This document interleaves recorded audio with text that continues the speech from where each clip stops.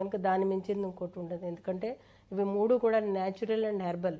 ఈ 3 కూడా వాళ్ళకి ఆ యొక్క 3 యాక్షన్స్ ఏవైతే జరుగుతున్నాయి చర్మం మీద అవి సహాయపడుతూ ఉంటాయి.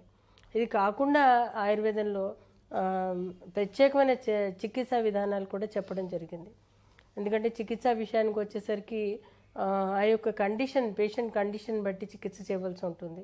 ఎందుకంటే కొంతమందికి చాలా మినిమల్గా ఉంటుంది, కొంతమందికి మొత్తం ఒళ్ళంతా వస్తుంది. కాబట్టి ఆ పరిస్థితిని బట్టి చికిత్స చేసుకుంటే కనుక కొంతవరకు కంట్రోల్ చేయడానికి అలాగే తగ్గించుకోవడానికి అవకాశం ఉంటుంది. ఎందుకంటే ఇది ఒక్కొక్కసారి కొన్ని నెలల పాటు తీసుకోవాల్సిన అవసరం ఉంటుంది, ఒక్కొక్కసారి 3 నుంచి 6 నెలల్లో కూడా తగ్గిపోవడానికి అవకాశం ఉంటుంది. కాబట్టి వాళ్ళ యొక్క మెంటల్ స్టాటస్, ఫిజికల్ స్టాటస్, అలాగే వాళ్ళ ఆహార విహారాలను బట్టి కూడా చికిత్స అనేది చేయవలసిన అవసరం ఉంటుంది. అందులో ముఖ్యంగా ఏంటంటే ఆయుర్వేదంలో ఖదిర అరిష్టాని, మహామంజిష్టాది, ఘృతం కానీ మహామంజిష్టాది,